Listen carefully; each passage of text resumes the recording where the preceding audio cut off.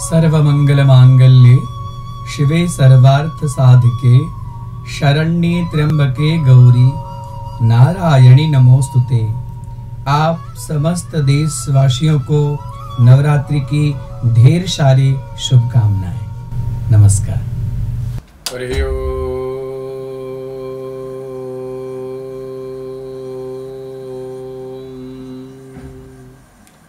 स्वस्ति श्री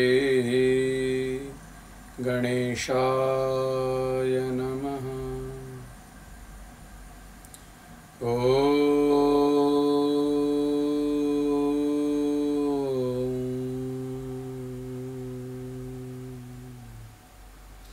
स्वस्ति श्री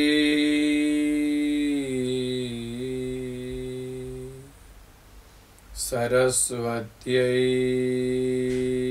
नमः।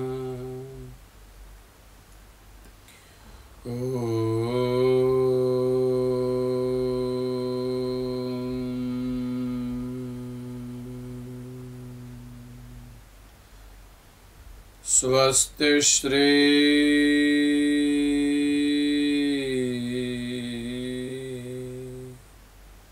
गुरुभ्यो नमः। नमस्ते शारदे देवी सरस्वती मतिप्रदे वसत्वं मम जिह्वाग्रे सर्वविद्याप्रदा भव। शुक्लांबरधरं देवं शशिवर्णं चतुर्भुजं प्रसन्नवदनं ध्यायेत् सर्वविघ्नोपशान्तये। गुरुर्ब्रह्मा गुरुर्विष्णु गुरुर्देवो महेश्वर गुरुसाक्षात् परब्रह्म तस्मै श्री गुरवे नमः। आरूढ़ा श्वेतहंसे भ्रमति च गगने दक्षिणे चाक्षसूत्रम् वामे हस्ते च दिव्याम्बर कनकमयम् पुस्तकं ज्ञानगम्यम्।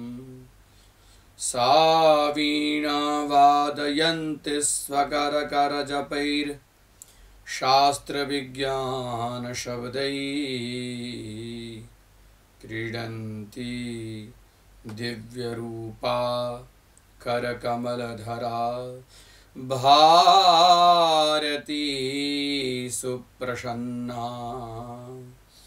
ॐ सृष्टौ या सर्गरूपा जगदवनविधौ पालिनीया च रौद्री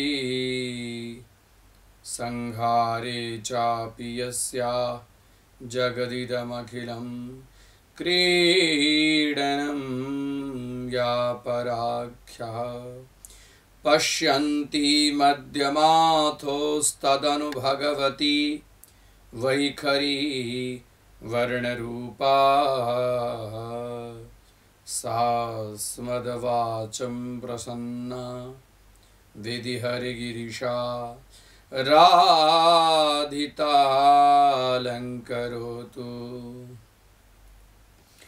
ॐ दुर्गे स्मृता हर्षिभीतिमशेषजन्तौ स्वस्थै स्मृता मतिमती वशुभां ददासि।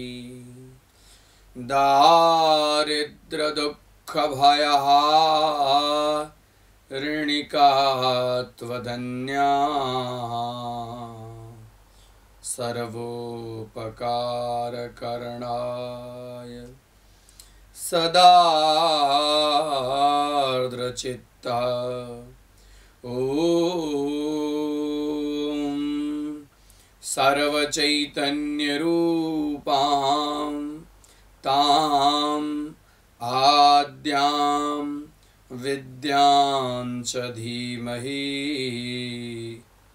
बुद्धिः या नः प्रचोदयात् ॐ यां मेधां देवगणाः पितरश्च उपासते तया मेधया मां मेधाविनं कुरु कुरु स्वाहा ॐ ऐं ह्रीं क्लीं चामुण्डायै विच्चे ॐ शान्तिः शान्तिः शान्तिः सुशान्तिर्भवतु सर्वारिष्टशान्तिर्भवतु ॐ विश्वेश्वरित्वं परिपास्य विश्वं विश्वात्मिकाधारयसीति विश्वम् विश्वेशवन्द्या भवती भवन्ति विश्वाश्रयाये त्वयि भाति नम्राः ॐ जगज्जनन्यै चामुण्डायै नमो नमः। आदिशक्ति जगज्जननी जगदम्बिका पराम्बिका इष्टाम्बिका हे भगवती, हे तारिणी स्वरूपा, हे जगत उद्धारिणी स्वरूपा, हे कष्ट संहारिणी, हे दुर्गा दुर्गार्ति शमनी, आपके चरणों में कोटि प्रणाम करते हुए आज श्रीमद् देवी भागवत का 9वां दिन यानी कि नवरात्रि का 9वां दिन नवमं सिद्धिदात्री च, जो यह 9वां दिन सिद्धिदात्री सिद्धि के जो देने वाली है, जो 8 दिनों के अंदर में भगवती के अलग अलग रूपों की पूजा, उनकी कथा आज 9वें दिन में वह संपूर्ण रूप से, संपूर्ण कलाओं से, संपूर्ण चैतन्य स्वरूपा सिद्धि देने के लिए, भक्तों का उद्धार करने के लिए, भक्तों की मनवांछित मन अभिलषित कामना की पूर्ति के लिए जो दात्री रूप में प्रकट होने की, भक्तों को दुख दूर करने की इच्छा से जो अवतरित होती है, उनका नाम है सिद्धिदात्री। नवमं सिद्धिदात्री च नवदुर्गा प्रकीर्तिता, दुर्गा के अलग अलग रूप में यह अंतिम स्वरूप सिद्धिदात्री। आज देवी भागवत का भी नवान्न कथा का यह जो एपिसोड है, इसको अंतिम तो नहीं कहें, लेकिन विराम, थोड़े से विराम का स्वरूप यहाँ पर विराम की अवस्था बन रही है। श्रीमद् देवी भागवत देवी भागवतम नामा पुराण परमोत्तमम, यह सभी पुराणों में सर्वश्रेष्ठ है। यह भागवत देवी शक्ति की उपासना के लिए सर्वश्रेष्ठ ग्रंथ है, जो भगवती का वांग्मय स्वरूपा है। आज की कथा बड़े दिव्य कथा है। प्रकृति के षष्टंश स्वरूपा षष्ठी देवी की कथा, जो दिव्य कथा के रूप में, और आज की दूसरी कथा गायत्री से ही संबंधित कथा है। कल आपने सावित्री के उद्भव के लिए गायत्री के जप के विषय में, गायत्री मंत्र के ऊपर में वैज्ञानिक लोग भी रिसर्च कर रहे हैं कि इसके अंदर में कौन सी दिव्य शक्ति है, जिस सृष्टि के अंदर में इस मंत्र के बराबर और कोई मंत्र नहीं है। यह मंत्र ब्राह्मण क्षत्रिय वैश्य के लिए ही है, स्त्री और शूद्र के लिए गायत्री मंत्र नहीं है। इसके लिए वेद ही स्त्री और शूद्र के लिए नहीं है। देखिए श्रीमद् भागवत के अंदर में वेद जो है वो ब्राह्मण द्विज के लिए है, और उसके बाद में पुराण की रचना अन्य इतर समस्त के लिए है। इसके लिए पुराण को पांचवा वेद कहा जाता है। पुराणः पंचमो वेद उच्यते। यह पुराण जो है वो पांचवा वेद कहा गया है। आज की कथा प्रकृति की कथा है, मूल प्रकृति की कथा है, षष्ठांश की कथा है। जब बच्चे का जन्म होता है और जन्म होने के बाद में छठे दिन में जिसको छठी, ये छठी कौन है? वही प्रकृति। बस बच्चे को 6 दिन हो गया है, पंच तत्व से आज व्याप्त हो गया है। पृथ्वी, जल, तेज, वायु, आकाश, पंचों तत्व उसके अंदर में एकदम सम्यक रूप में उपस्थित हो गए। अब प्रकृति में प्रवेश कर रहा है, प्रकृति कंस में प्रवेश कर रहा है। उसी को कहते हैं षष्ठांश, उसको कहते हैं षष्ठी। षष्ठी और कोई नहीं है, प्रकृति रूपा है। कार्तिक भगवान शिव जी महादेव के ज्येष्ठ पुत्र कार्तिक स्वामी के जो अर्धांगिनी है देवसेना, देवसेना स्वधा स्वाहा मातरो लोक मातरः। देवसेना यानी कि ये जो हम जो कर्मकांड करते हैं, उस कर्मकांड में जो कुल देवता के अंतर्गत 16 मातृका, उस 16 मातृका एक मातृका जो 16 तत्व को, हाँ 16 कलाओं को अलग अलग अलग अलग रूप में जो प्रकट करती हैं, उसमें से एक नाम देवसेना। देवसेना इसके लिए इनका नाम पड़ा कि देवता सब जब युद्ध करते हैं तो उसमें देवसेना को आगे करके युद्ध का आरंभ करते हैं, इसके लिए उनका नाम है देवसेना। देवसेना स्वधा स्वाहा। उस देवसेना की बड़ी सुंदर कथा।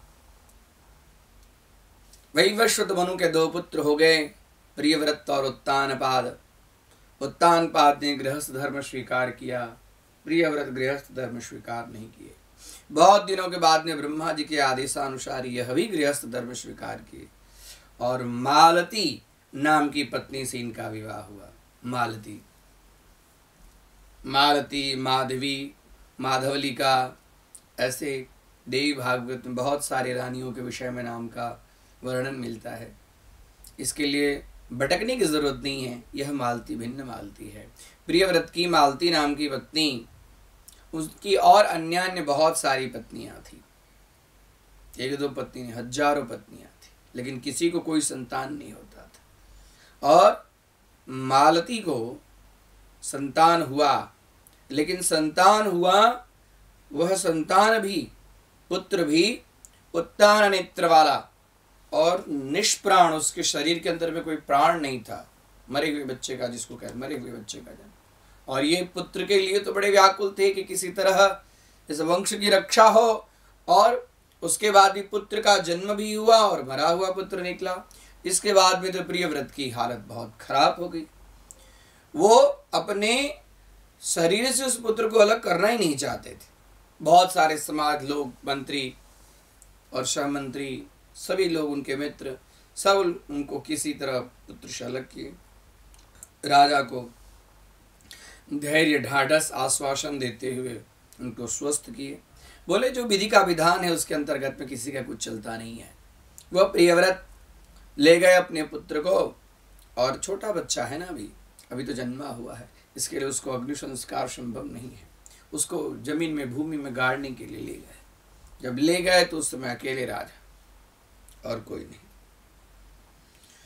अब बच्चे को जैसे ही अपने गोदी से नीचे रखते हैं, और नीचे रखने के बाद में उस बच्चे को गाड़ने के लिए खड्डा खोदने के लिए जैसे ही शुभ आरंभ करते हैं कि इतने में देखते हैं कि आकाश में एक 16 वर्ष की युवती महीन वस्त्र सफेद वस्त्र धारण की हुई दिव्य स्वरूपा कमनीय मनोहारिणी, उसने क्या किया कि उस बच्चे को ले लिया और बच्चे को लेकर जैसे ही अपने गोदी में लिया कि बच्चा के अंदर में प्राण आ गया। जब बच्चे के अंदर में प्राण आ गया तो राजा से रहा नहीं गया। राजा बोले, हे देवी कासित्वम, आप कौन हैं, आप किसकी पुत्री हैं और किसकी भारिया हैं, और आप यहाँ आई जो मेरे बच्चे को लेकर आपने इस बच्चे को जीवन दान दिया। मैं आपके चरणों में वंदन करता हूँ, बस अब इस बच्चे को मुझे दे दीजिए। देवी बोली कि ये बच्चा तो मेरा है, आपका बच्चा तो मरा हुआ था, अब ये बच्चा मेरे पास में आया है, जी गया है, इसको मैंने जीवन दान दे दिया है, इसके लिए बच्चा अब मेरा है। लेकिन राजा की हालत उस बच्चे को देखकर बच्चे को गोद में लेने के लिए अपने पुत्र को छाती लगाने मात्र से ही व्यक्ति के अंदर में सबसे बड़ी प्रसन्नता होती। कैसे हुआ बच्चा मुझे प्राप्त हो? वो देवी बोली कि राजन, मैं प्रकृति की छठी अंश हूं, मेरा नाम है षष्ठी, मेरा नाम है षष्ठी, मेरा नाम है देवसेना, मैं भगवान स्वामी कार्तिकेय जी के अर्धांगिनी हूं। यदि आपको यह बच्चा चाहिए तो यत्र तत्र सर्वत्र आप मेरी पूजा आरंभ कीजिए, तभी यह बच्चा आपको मिल पाएगा। वो बोली कि हे देवी, इस बच्चे के लिए मैं सब कुछ करने के लिए तैयार हूँ, यह बच्चा आप मुझे दे दीजिए और आप अपनी पूजा के विषय में आपका ध्यान आवाहन स्तोत्र सब कुछ का ज्ञान दीजिए। बोली कि मेरा नाम बालदा है, मैं बच्चे का जब जन्म होता है तो जन्म के बाद में छठे दिन में बच्चे के पार्श्व भाग नजदीक में योग स्वरूप में मैं वहां पर विद्यमान होती हूँ और मैं बच्चे का रक्षण करती हूँ। इसके लिए मेरा नाम है बाल रक्षिणी और बाल रोग नाशिनी, मैं बच्चे के समस्त रोगों को नाश करने वाली हूँ। मैं आपको आरंभ में ही कहा कि श्रीमद् देवी भागवत के अंदर में कथा जो है व्यावहारिक कथा है, संपूर्ण कथा को व्यवहार में लाने वाली कथा है। जो मानव जीवन में बहुत सारे चीज हमारे अंदर में, देखिए बच्चे, ये छठी जो हम पूछते हैं, अभी तक तो हम छठी अपनी परंपरा से पूछते हैं, लेकिन देवी भागवत के अंदर में विशेष रूप से छठी पूजन, छठी देवी की पूजा षष्ठी के दिन करना चाहिए और षष्ठी स्तोत्र का पाठ भी वहां पर करना चाहिए, लेकिन हम ये सब नहीं करते हैं। करना चाहिए, इससे बच्चों का रक्षण होता है, बाल अरिष्ट रोग से बच्चा दूर होता है। वो कहती है देवसेना की, हे राजन, यदि आपको पुत्र चाहिए तो मेरी पूजा सर्वत्र कराइए। कार्तिक शुक्ल षष्ठी के दिन में, यानी कि लाभ पांचम के दूसरे दिन, कार्तिक शुक्ल षष्ठी, यानी उस समय मेरा स्थान सूर्य नारायण के किरणों में रहता है। मैं सूर्य नारायण प्रकृति स्वरूप है, तो मैं सूर्य नारायण के किरणों में रहता है। तो उस समय छठी के दिन में संध्याकालीन अर्घ और सप्तमी के समय में प्रातःकालीन अर्घ। हे राजन, वहां पर नदी के तट पर मेरी बालुकामय मूर्ति बनाकर षष्ठी स्वरूप का स्मरण करके मैं जो आपको ध्यान बता रही हूँ, उस ध्यान से मैं आपको अपने आवाहन पाद्य अर्घ्य आचमन की विधि बता रहा हूँ। तत्पश्चात अर्घ्य देकर और षष्ठी स्तोत्र का जो जीव पाठ करेगा उसके बच्चों की मैं रक्षण करूंगी। आज से आप सब जगह मेरी पूजा चालू कर दीजिए, तभी यह आपको बच्चा मिलेगा। राजा कहा कि आप मुझे बच्चा दीजिए, मैं प्रत्येक महीने, बोले प्रत्येक महीना नहीं, प्रत्येक वर्ष मेरी, प्रत्येक संवत्सर में मेरी पूजा करो। राजा ने स्वीकार कर लिया। कार्तिक शुक्ल षष्ठी आया, सभी प्रजाजनों को अपने पुत्र के विषय में सारी बात बताया और सभी प्रजाजनों को बोले कि छठी मैया, षष्ठी मैया की जो है वो व्रत चालू कर दी। उसके अंदर बहुत पवित्रता के साथ में भगवती के लिए अनेक प्रकार के भोग लगाए जाते हैं, अनेक प्रकार के अर्घ की सामग्री होती है। वंश की वृद्धि के लिए बांस के टोपली वहां पर रखा जाता है। ये जो षष्ठी जो है वो बच्चे बालदा, बच्चे को देने वाली है, बाल रोग नाशनी है, बाल बच्चे के रोग को नाश करने वाली है, और बाला अरिष्ट, 8 वर्ष तक बच्चे को अरिष्ट रोग होता है, उस अरिष्ट को दूर करने वाली है। और इतना ही नहीं, जिस व्यक्ति को पत्नी की प्राप्ति नहीं हो, देखिए ये व्यवहार यहाँ पर आ गया, जिस व्यक्ति को पत्नी की प्राप्ति नहीं हो वह पत्नी की प्राप्ति के लिए भी यह व्रत कर सकता है। जल के अंदर में अपने कंठ तक रहकर षष्ठी देवी के प्रकृति की पूजा करें और उसके बाद में छठी के दिन में संध्या काल में सूर्य नारायण के किरणों में प्रकृति का स्वरूप मानकर संध्या कालीन अर्घ्य करें और उसके बाद में सप्तमी में प्रातः कालीन सूर्य नारायण के किरणों में षष्ठी के रूप का स्मरण करके प्रातः कालीन अर्घ्य प्रदान करें। नमो विवस्वते ब्रह्मन् भास्वते विष्णु तेजसे जगत सवित्रे शुचे सवित्रे कर्मदा। एक और भगवती श्री सूर्य नारायणाय नमो नमः। इस तरह से षष्ठी देवी का और ओम ह्रीम षष्ठी देव्ये स्वाहा, ओम ह्रीम षष्ठी देव्ये स्वाहा, ओम ह्रीम षष्ठी देव्ये स्वाहा, यह लज्जा बीज मंत्र स्मरण करते करते षष्ठी माता की पूजा करनी चाहिए। ऐसा पूजा करने से निश्चित बच्चों की रक्षा करने वाली षष्ठी माता प्रसन्न होती है। इस तरह से श्रीमद्देवी भागवत के 9वें स्कंद में 46वें अध्याय में षष्ठी की कथा आती है, मंगल चंडिका की कथा आती है, स्वाहा की कथा आती है, स्वधा की कथा आती है, दक्षिणा की कथा आती है। इस तरह से बहुत सारे जो हम यज्ञ करते हैं, यज्ञ करने के समय में स्वाहा क्यों बोलना चाहिए, हम अपने पितरों को जब पिंडदान इत्यादि करते हैं उसमें स्वधा क्यों को बोलना चाहिए। देवी भागवत में तो इतना कहा गया है कि कोई भी व्यक्ति खाली पितर का स्मरण करते 3 बार स्वधा स्वधा स्वधा कहते हैं तो स्वधा स्वधा स्वधा कहने मात्र से पितरों की संतृप्ति हो जाती है। और दक्षिणा हत यज्ञम अदक्षिणा, यज्ञ दक्षिणा के बिना किया हुआ यज्ञ जो है विनाशकारी होता है, दक्षिणा की कथा है। और इसके बाद में गायत्री की कथा आती है।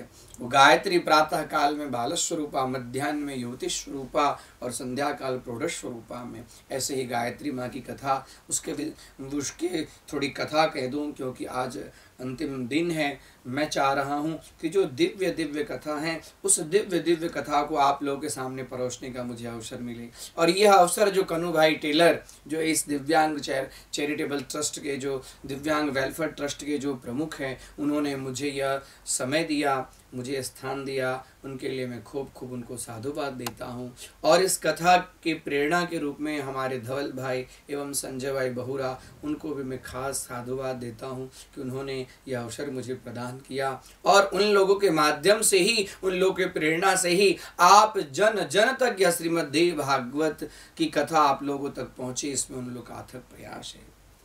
आइए एक ऐसी कथा में कहूँ जो कर्म का भोग तो समस्त जीव को भोगना पड़ता है। जैसे अभी महामारी है वैसे ही एक समय महामारी। एक बार इंद्र ने व्यक्ति को अपने कर्म के फल के भोगने के लिए 15 वर्षों तक जो है वो वर्षाद नहीं किया। अनावृष्टि हो गई, अकाल पड़ गया और दुष्काल पड़ गया। श्रीमद् भागवत में तो ऐसा कहा गया कि प्राणी सब मरने लगे। अब लोग अश्व यानी घोड़े और सुअर को खाने लगे, ऐसी स्थिति हो गई। इतना ही नहीं, लोग मनुष्य तक का भक्षण, ऐसे श्रीमद्देवी भागवत के अंदर में वर्णन आता है कि मनुष्य तक का भक्षण करने लगे। सब जगह कहीं जल नहीं है, कहीं अन्न नहीं है, ऐसी स्थिति हो गई। ऐसा दुर्भिक्ष पड़ गया। इस दुर्भिक्ष पड़ने के कारण सब लोग विचार करने लगे कि ये महामाया की कौन सी इतनी बड़ी कोप है। देखिए आज यहाँ भी अभी कोरोना का जो प्रकोप है वो एकदम विकराल प्रकोप है। महाराष्ट्र में देखिए, महाराष्ट्र की स्थिति बहुत खराब है, गुजरात की स्थिति, यूपी की स्थिति, दिल्ली की स्थिति, छत्तीसगढ़ के, कौन से राज्य की स्थिति ठीक है ये बताइए? किसी राज्य की स्थिति ठीक नहीं। सब जगह देश, बड़े बड़े देशों की स्थिति खराब है। ये जो महामारी जब होती है कुछ न कुछ महामाया की कृपा के कारण ही, महामाया ही अब लोगों को धर्म के प्रति आरूढ़ होने के लिए कुछ न कुछ इस तरह से लीलाएं करती है। 15 वर्षों तक देवराज इंद्र ने जल वर्षाना बंद कर दिया। अब उसके बाद में देवराज इंद्र जल वर्षाना बंद कर दी। इसके फलस्वरूप में अब तो सब जगह मनुष्य हजारों की संख्या, लाखों के तादाद में लोग शरीर छोड़ने लगे, ऐसी स्थिति हो। इसमें जो बड़े बड़े अच्छे जो विद्वान थे, सब विद्वान एकत्रित हुए और विद्वान सब एकत्रित होकर विचार करने लगे कि अब तो न अन्न है, न जल है, न कोई काष्ठ मिलता है, न कुछ मिलता है। हम हवन यज्ञ यागादिक भी कैसे करें जिससे देवता से प्रसन्न होकर इस अनावृष्टि को, ये दुर्भिक्ष काल को समाप्त करके एक सुंदर समय लाए। सब लोगों ने ये विचार किया कि सब जगह तो अकाल है, लेकिन जो गौतम ऋषि है, जिनको पादाक्ष कहते हैं, गौतम ऋषि के पांव में आंख था, इसके लिए उनका नाम पड़ा पादाक्ष, पादाक्ष ऋषि। गौतम ऋषि के तर्क से भगवान रामचंद्र जी विमूढ़ हो गए, मौन हो गए, कुछ उनको प्रत्युत्तर नहीं मिला। ऐसे तार्किक बड़े विद्वान गौतम ऋषि, न्याय शास्त्र के, गौतम न्याय सूत्रावली, न्याय शास्त्र के प्रकांड विद्वान। अब ये गौतम ऋषि के आश्रम में सब जगह जो है वो आनंद ही आनंद है, और सब जगह दुर्भिक्ष है, लेकिन गौतम ऋषि के आश्रम में सुभिक्ष है। तो सब ब्राह्मण ऋषि मुनि ये विचार करते हैं कि क्यों न क्यों गौतम मुनि के पास में जाया जाए। सब जगह से गौतम मुनि के पास में ऋषि सब आए। गौतम ऋषि के मुनि पास आकर हाथ जोड़कर गौतम ऋषि से प्रार्थना करते हैं कि हे ऋषिवर, आप महान हैं, धन्य हैं, आपकी तपस्या की तो जितना वर्णन किया जाए उतना कम है, क्योंकि और सब जगह दुर्भिक्ष है, लेकिन आपके आश्रम में सुभिक्ष है। तो कृपा करके आपके शरण हम आए हैं, हमारे शरणागत की आप रक्षा कीजिए। गौतम ऋषि कहते हैं कि ब्राह्मण के पाद पांशु से, ब्राह्मण के चरण धूल से तो भगवान भी कृतार्थ होते हैं।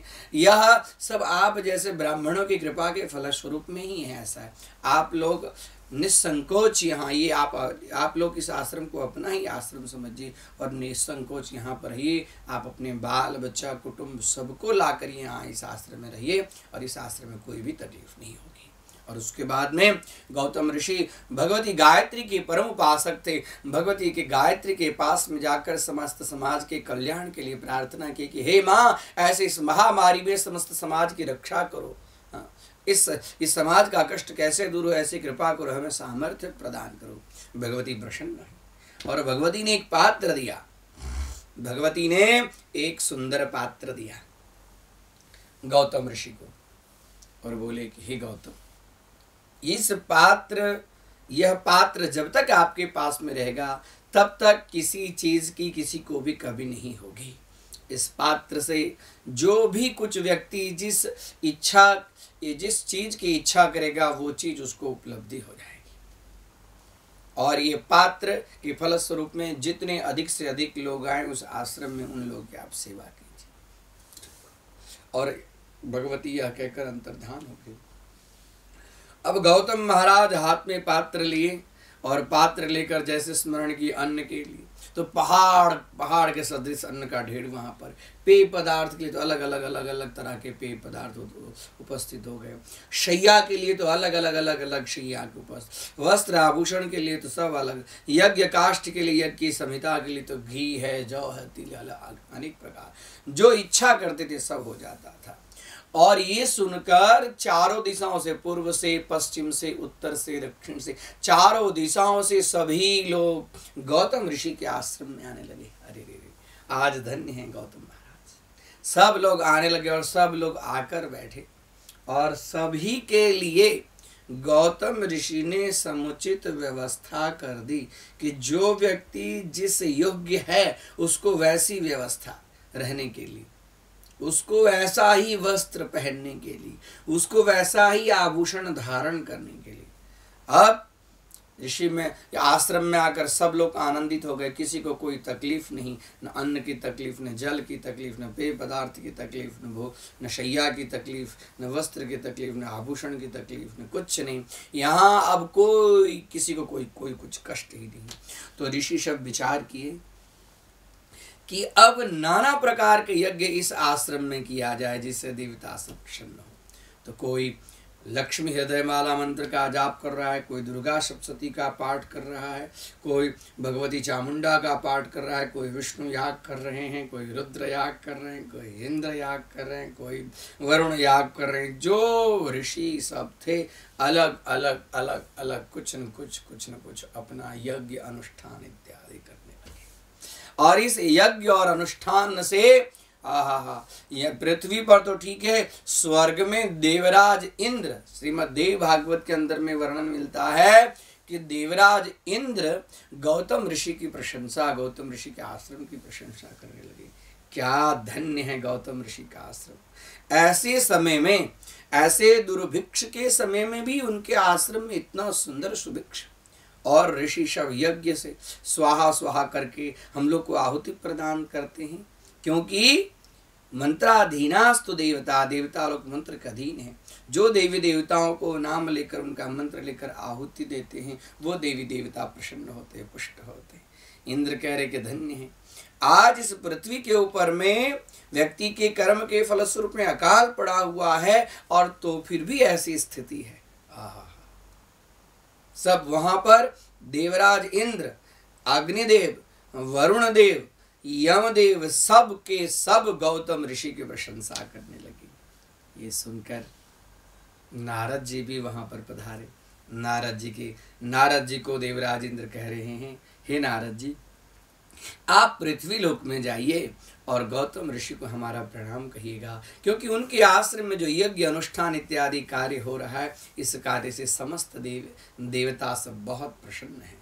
अब कुछ ही क्षणों में सब जगह जो है वो सुभिक्ष ही सुभिक्ष, सब जगह अन्न और जल की वर्षा हो जाए। नारद जी अपनी महती नाम की वीणा, नारद जी के वीणा का नाम है महती, अपनी नारद जी महती नाम की वीणा बजाते हुए श्रीमन नारायण नारायण नारायण, भगवान नारायण का स्मरण करते हुए, नारायण के मंत्र का अनुष्ठान करते हुए नारद जी वहां पर पहुंच गए। कहां पर? गौतम ऋषि के आश्रम में। अभी गौतम ऋषि के आश्रम में पहुंचे कि गौतम ऋषि को सभी ऋषियों ने घेर रखा, और उसी के बीच में नारद जी का पदार्पण हुआ। नारद जी जैसे आए, गौतम ऋषि ने उनको बैठने के लिए सुंदर आश्रम के पास दिए, अर्घ्य दिए और पूछे, आज बड़ी कृपा हुई है हे देव ऋषि, आपके लिए तो सब लोग समान हैं, आपके साधु नाम दर्शनम पुण्यम, आपके दर्शन से ही हम सब पुण्य भागी हो गए, पुण्यशाली हो गए, कहिए कहिए और सब कुशल क्षेम तो है। नारद जी सुनाने लगे, क्या कहूँ, पूरे स्वर्ग लोक में हे गौतम ऋषि, आपकी और आपके आश्रम की सब जगह चर्चा, सब जगह जय जयकार ही जय जयकार, जय जयकार ही जय जयकार हो रहा है। मैं अभी अभी स्वर्ग से आया हूँ, और स्वर्ग से आया, देवराज इंद्र ने आपको प्रणाम कहा है, और आपके विषय में ये चर्चा सुनकर मेरी इच्छा हुई कि आपका भी मैं दर्शन करूं। देवराज इंद्र कह रहे हैं कि इतने वर्षों तक इस पृथ्वी के अंदर में आज 27 वर्ष हो गए, 15 वर्ष तो उस समय थे, उसके बाद में गौतम ऋषि के आश्रम में सब ऋषि मुनि सब ब्राह्मण देवता सब आए हैं, और इन लोगों को भी 12 वर्ष हो गया है। 12 वर्ष से, 1-2 दिन नहीं, 12 वर्ष से इन लोग रहते हैं, और उसके बाद में यज्ञ याग आदि कर्म करते हैं। नारद जी कहते हैं कि आज 27 वर्षों से इस पृथ्वी के ऊपर में अकाल पड़ गया है, लेकिन अब सब देवी देवता सब प्रसन्न हो गए, व्यक्ति के कर्म से अब उनको फल देने के लिए उद्यत हो गए हैं। हे गौतम जी, आप धन्य हैं, आपकी यह कुटिया धन्य है, आपकी ये जो तपस्या है वह धन्य है। यह सब सुनकर सभी ऋषि मुनियों को तेजोद्वेष हो गया। यह सब सुनकर सब जो ऋषि सब जो सुन रहे थे कि खाली गौतम अकेले के स्वर्ग के अंदर में यश कीर्ति मिल रहा है, हम लोग जो कर्म करते हैं उसका कोई अर्थ नहीं। तेजोद्वेष, तेज का द्वेष होता है, उसको तेजोद्वेष कहते हैं, और सब जो ऋषि मुनि थे उनको तेजोद्वेष हो गया। नारद जी चले गए। नारद जी के चले जाने के बाद में अन्य ऋषि सब ने विचार किया कि क्यों न क्यों इनका यश गुणगान जो है वो किस तरह से कम हो, ऐसा कुछ प्रयत्न करना चाहिए जिसका इनका यश कीर्ति कुछ कम हो। ये विचार करने लगे कि इनका यश कीर्ति, अब उसमें से जो कुछ ब्राह्मण लोग सब थे, सब जगह कुछ न कुछ देखी, समय किसी को नहीं छोड़ता है। अब सुभिक्ष हो गया। अभी कुछ समय के बाद में सब जगह वर्षा ही वर्षा हो, और उस वर्षा के फलस्वरूप में पृथ्वी के अंदर में अन्न जल और विशेष रूप से निकलने लगे, और सब जितने लोग थे सब लोगों ने धीरे धीरे धीरे धीरे अपने ग्राम की तरफ प्रस्थान किए। इसके बाद में जो कुछ ब्राह्मण जो बच गए, उनको ब्राह्मणों को गौतम का तेज सहन नहीं हुआ। गौतम का यश कैसे धूमिल हो जाए, कैसे उनका यश कीर्ति जो है वो खराब हो, ये भावना करके उन लोगों ने विचार किया कि क्यों न एक मायामय गौ की रचना की जाए। और वह गौ, जब गौतम ऋषि यज्ञ करते हैं, अनुष्ठान करते हैं, यज्ञ करते हैं, उस यज्ञ के संविधा को खाने के लिए उस समय चला जाए, और उस समय गौतम ऋषि के बाद गौतम ऋषि से जो भी कुछ कहा जाएगा उसके फलस्वरूप में गौ माता वहाँ पर वह गौ माता गिर पड़ेगी और गौतम को गो हत्यारा कहकर ब्रह्म हत्या का पाप लगे। इस तरह से कुछ मायामय किया जाए। ब्राह्मणों ने विचार किया, एक ब्राह्मण को मायामय गौ का रूप धारण कराया, और गौ का रूप धारण कराकर एकदम शुष्क, एकदम सुखी हुई शुष्क गाय, जिसके शरीर में कुछ है नहीं, जोर से हवा चले तो गिर पड़े ऐसी स्थिति। वो गाय धीरे धीरे, मायामय थी, धीरे धीरे चल रही है। चलते चलते चलते गौतम ऋषि अब अग्निहोत्र कर्म करने के लिए तत्पर हैं। उसी समय वह गाय उस हवन के समिधा को अपवित्र करेगी, जूठा करेगी। वो ये जैसे ही खाने के लिए आगे बढ़ी कि इसी समय अग्निहोत्र कर्म करने के लिए न्यास और ध्यान कर रहे थे। गौतम ने हुम हुम हुम हुम हुम हुमकारेति नाम उच्चारणम कृतम, इस तरह से 3 बार उन्होंने हुम हुम हुम ऐसा शब्द जैसे उच्चारण किया। इनके उच्चारण करने मात्र से वह गाय गिर पड़ी। और वहां तो सभी ऋषि सब विचार ही कर रहे थे कि कैसे गाय गिरेगी, और जैसे ये गाय गिरेगी कि गौतम को गो हत्यारा साबित करेंगे, और जैसे गौतम को गो हत्यारा साबित कर देंगे वैसे ही गौतम का यश कीर्ति नष्ट हो जाएगा। और जैसे हुम हुम किए गाय वहां पर गिर पड़ी। सभी ब्राह्मण देवता सब कहने लगे, ए गौतम ऋषि गो हत्यारा हैं, गौतम ऋषि गो हत्यारा हैं, सबसे पहले प्रायश्चित करेंगे, अब ये इस आश्रम में रहने लायक नहीं। ऐसी स्थिति जिनको बहुत, गौतम ऋषि को लगा कि मैंने खाली हुम इस तरह से 3 बार खाली शब्द का उच्चारण किया है। इस 3 बार शब्द के उच्चारण के फलस्वरूप में ये गाय गिर पड़ी। बड़े क्षुब्ध हो गए, और क्षुब्ध होकर जाकर अग्निशाला में गए, और अग्निशाला में एकदम खिन्न मन से हाथ जोड़कर भगवती के सामने बैठ गए। और जैसे भगवती के सामने बैठ गए वैसे इनको सब कुछ अपने आप सब दृश्य दिखाई देने लगा। इसमें मेरा कहाँ पर अपराध है? तो लगा कि मेरा कोई अपराध नहीं है। तो ब्राह्मणों ने मेरे इस यश कीर्ति को नष्ट करने के लिए मायामय गो का निर्माण किया है। अब आंखों से अश्रुपात हो रहा है, भगवती के पास में जाकर आंखों से अश्रुपात हो रहा है। जो ब्राह्मण को अन्न और जल मिल नहीं रहा था, वो ब्राह्मण हाथ जोड़कर गौतम ऋषि की शरणागत के रूप में आए थे। आज वही ब्राह्मण कृतघ्न स्वरूप, कृतम उपकृतम हनति यह कृतघ्न महापाप है।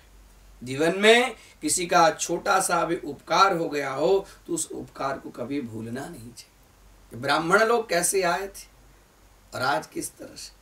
उसके बाद जैसे उनको सब कुछ लगा, तो और किसी का दोष नहीं, समय का दोष है, और ब्राह्मणों के अंदर में तेजो द्वेष आ गया है। इसी के फलस्वरूप में यह सब हमारे प्रति इस तरह के मायामय गाय का निर्माण करके। उसके बाद में गौतम एकदम क्रुद्ध हुए। गौतम को क्रोध आया, और क्रोध आते ही गौतम ने शाप देना स्वीकार किया। हे अधम ब्राह्मणों, जाओ तुम सब गायत्री विहीन हो जाओगे। हे ब्राह्मणों, जाओ तुम लोग कुंभी पाप नरक में जाओगे। हे ब्राह्मणों, तुम लोग संध्या तर्पणहीन हो जाओगे। हे ब्राह्मणों, तुम शिव भक्ति के अंदर में, भगवान शिव जी की भक्ति के अंदर में तुम हीन हो जाओगे। हे ब्राह्मणों, तुम जाओ, तुम लोग वेद और मंत्र के हीन हो जाओगे। हे ब्राह्मणों, जाओ, तुम सदाचार से हीन हो जाओ। ऐसे अनेक प्रकार के शाप देते गए, शाप देते गए, देते यहाँ जो सब खड़े थे ब्राह्मण सब, इन लोग को लगा हमसे बड़ा कुछ अपराध हो गया। बहुत अनेक प्रकार के श्रीमद्देवी भागवत के अंदर में वर्णन मिलता है ब्राह्मणों को कि तपस्या से रत हो जाएं, वेद से रत हो जाएं, स्वाध्याय से रत हो जाएं, हाँ, भौगिक विलास कामातुरता बन जाए, अनाचार वृत्ति ग्रहण करे, हिंसात्मक वृत्ति ग्रहण करे, जो अकर्तव्य अकर्तव्य वो करे। अनेक प्रकार के शाप गौतम देते, गौतम के शाप देते, एकदम क्रुद्ध हो गए, शाप पे शाप दे रहे हैं। इतने में जो ऋषि सब थे, सब ऋषि ने विचार किया कि भगवान गौतम को प्रसन्न करें, तो ये बहुत अनर्थ हो गया। सब गए, ऋषि की पांव जोड़े, हाथ जोड़कर गौतम महाराज से कहते हैं क्षम्यताम क्षम्यताम, हम लोगों से बहुत बड़ा अपराध हो गया, बहुत बड़ा अपराध हो गया। जिस थाली में खाए उसी थाली में छेद कर, हम लोग को जो नहीं करना चाहिए वो अकर्तव्य कर्तव्य हम लोग के द्वारा हुआ। हे ऋषिवर, आप हमें इस शाप से मुक्त कर दें,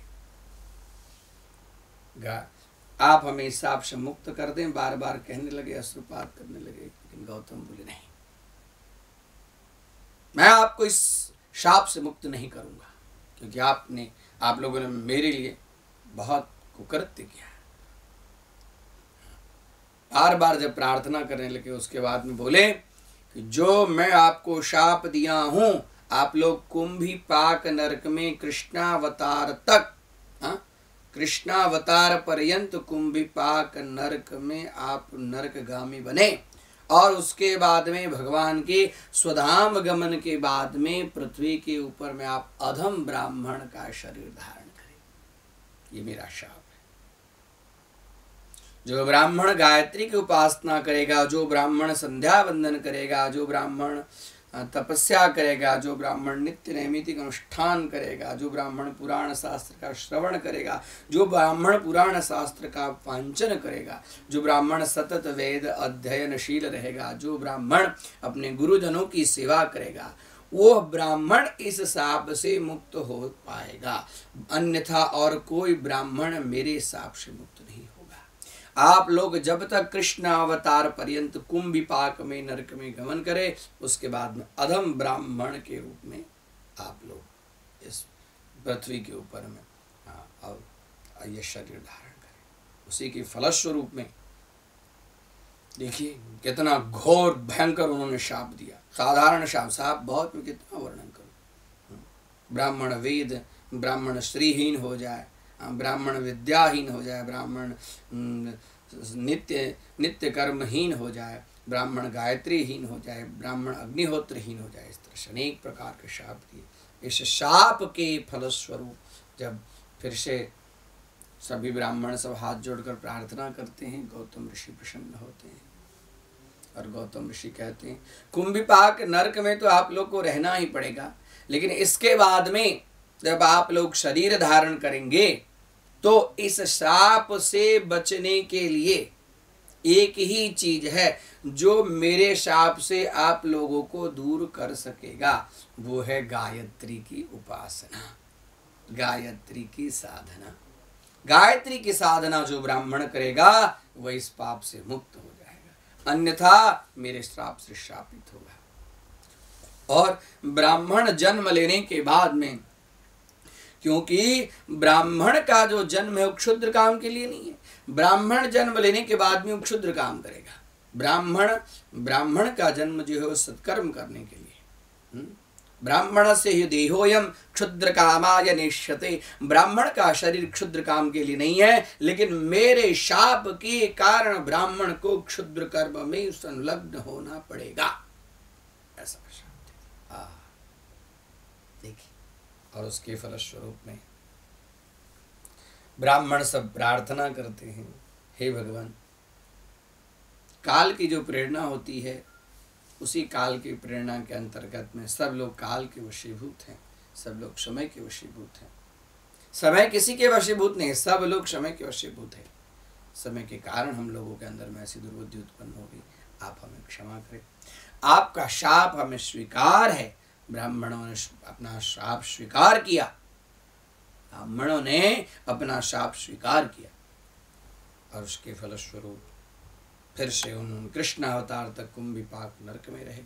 उसके बाद अधम ब्राह्मण, और अधम ब्राह्मण होकर भी उन लोगों ने उस पूर्व जन्म का जो कुछ क्रिया थी वो स्मरण था, खाली जप, गायत्री जप करने की। इस गायत्री जप के फलस्वरूप में उन लोगों को एक श्रेष्ठ दिव्य ब्राह्मण कुल में जन्म मिला और भगवती भक्ति में। शिव जी की सेवा, विष्णु की सेवा, ब्रह्मा की सेवा, ये सब अनित्य सेवा है। एक ही ऐसी शक्ति है जिस शक्ति की सेवा नित्य है, हमेशा है। शक्ति की सेवा करने से यह सब प्रसन्न हो जाएंगे, लेकिन ब्रह्मा विष्णु महेश की सेवा करने से शक्ति प्रसन्न नहीं होगी। शक्ति की सेवा करने से ब्रह्मा विष्णु महेश प्रसन्न हो जाएंगे। इसके लिए उपनिषद में प्रमाण भी मिलता है, कलौ चंडी विनायकौ। कलयुग में चंडी मतलब भगवान, चंडी मतलब चामुंडा भगवती आदिशक्ति जगत जननी, और विनायक मतलब भगवान गणेश जी। यह कलयुग में दो ही चीज, भगवती जगदम्बा और भगवान गणेश जी, यही दो चीज जो है वो फल देने में उद्यत हैं, फल देने वाले हैं, शीघ्र फल देने वाले हैं। इसके लिए अपने कष्ट को दूर करने के लिए यही दो देवी देवताओं की विशेष रूप से उपासना करनी चाहिए। इसके बाद में बहुत सुंदर कथा आती है, जिस कथा का नाम है मणिद्वीप वर्णन। माता जी मणिद्वीप के अंदर में निवास करती है। मणिद्वीप का मणि मतलब एक द्वीप है, एक टापू है, और उस टापू के अंदर में कैसा टापू है, तो उसके अंदर में अलग अलग प्रकार के परकोटे दिए गए हैं। पहले तो लोहे का परकोटा मतलब छहर दीवारी, लोहे का परकोटा है।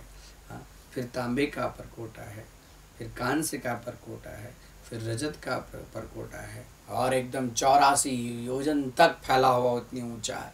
उसके अंदर में विस्तीर्ण योजन फैला हुआ, इतनी ऊंचा और इतना फैला हुआ, और सभी परकोटे के बीच में अलग अलग देवता सब, ऋषि मुनि सब उस परकोटे की रक्षा करते हैं। सभी के अंदर में कुआं हैं, बावलियां हैं, सरोवर हैं, पहाड़ हैं, नदियां हैं। सब परकोटे के बीच बीच में जो स्थान है, सब में सुंदर सुरम्य स्थान अलग अलग। फिर कई जगह तो वर्णन मिलता है कि ये स्फटिक मणि का, वैदुर्य मणि का, माणिक्य मणि का, सब मणि का अलग अलग परकोटा है।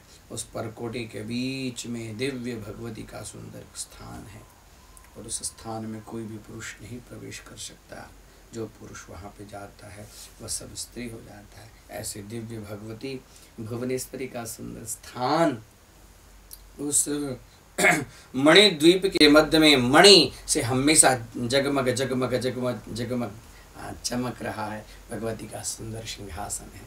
उस सिंहासन के ऊपर में देवी भुवनेश्वरी, भुवनेश्वरी महामाई श्री पीठे सुरपूजिते, ऐसे भगवती भुवनेश्वरी उस मणिद्वीप के अंदर में विराजमान होती हैं। मणि के अंदर भगवती का एक पाँव नीचे, एक पाँव ऊपर, पलथी की तरह, और एक पाँव नीचे की तरह। सुंदर दिव्य 3 नयन हैं, भीम वस्त्र धारण किए हैं, करोड़ों सूर्य की कांति उनके शरीर में से निकल रहा है। अलौकिक दिव्य अलौकिक। और जितनी उनकी जो योगिनी है, कोई उनकी योगिनी पंखा झेल रही है, कोई उनकी सेवा कर रही है, कोई अनुचर है, कोई बाल संवार रही है, कोई उनका आँख का अंजन कर रही है, कोई उनको बिंदिया लगा रही है, कोई उनके मुख में पान दे रही है। अनेक तरह से दिव्य स्वरूप भगवती का वह मणिमय मणिद्वीप का वर्णन श्रीमद् देवी भागवत के अंदर में 5 अध्याय के अंदर में खाली मणिद्वीप का वर्णन है।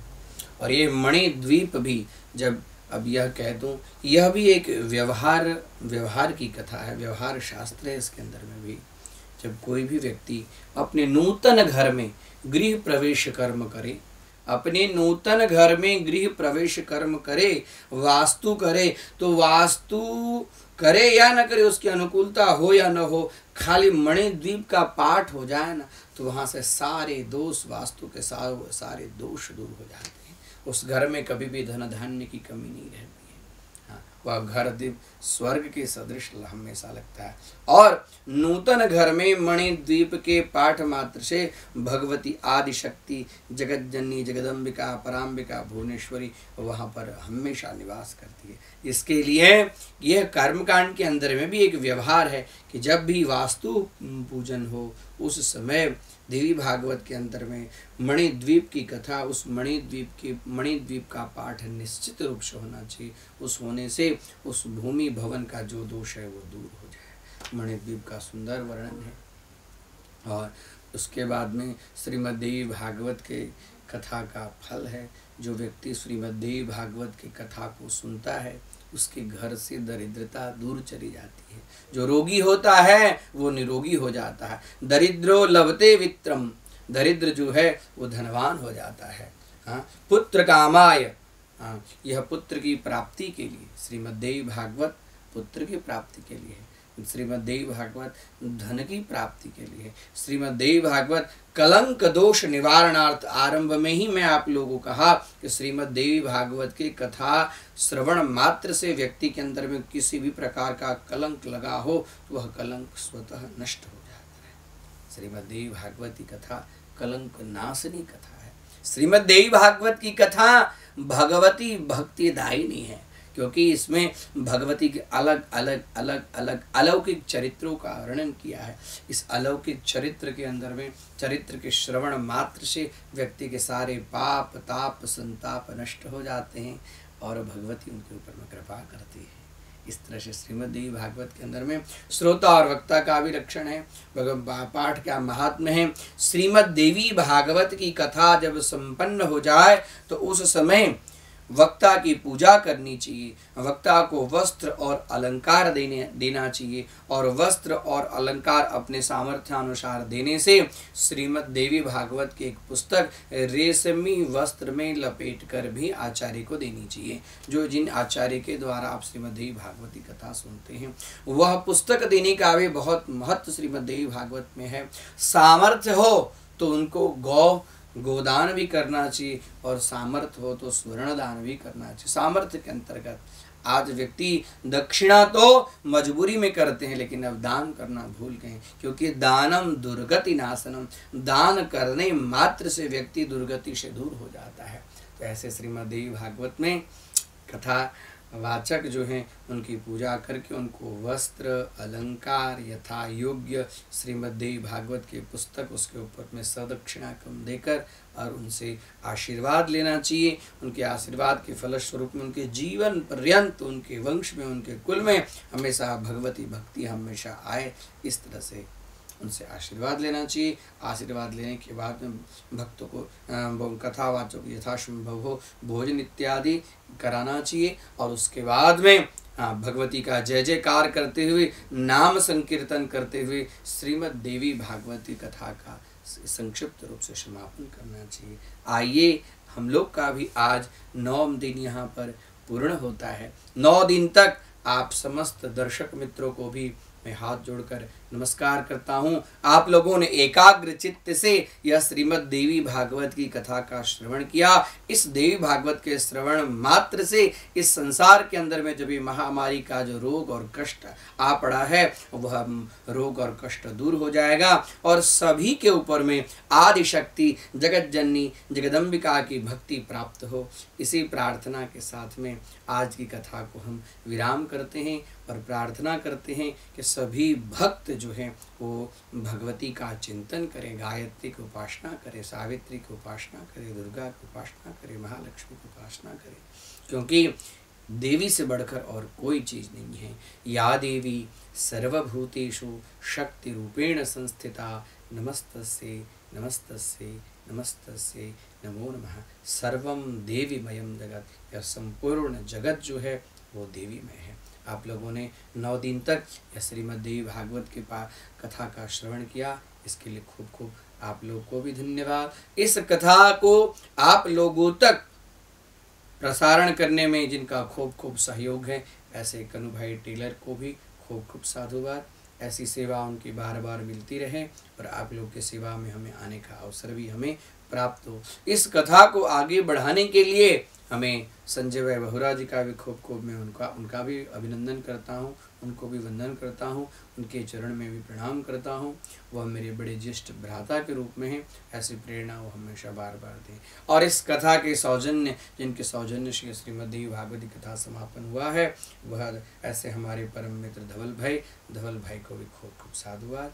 ये सब कहकर मैं आज श्रीमद् देवी भागवती कथा का समापन कर रहा हूँ। आइए नित्य प्रति हम जैसा करते हैं, हाथ जोड़िए, भगवती का स्मरण कीजिए। श्रीमद् देवी भागवती कथा में जिन जिन शब्दों का प्रयोग हुआ है उन शब्दों को सुंदर सुगंधित पुष्प की कल्पना करके, उन पुष्प को दिव्य भव्य रमणीय मनोहर माला की कल्पना करके, उस माला को यहाँ पर उपस्थित यहाँ दर्शक गण समस्त समाज के साथ में आदि शक्ति जगत जननी भुवनेश्वरी के चरण कमल में अर्पण करते हुए विराम की आज्ञा चाहता हूँ। हरि ओम। शांति शांति शांति।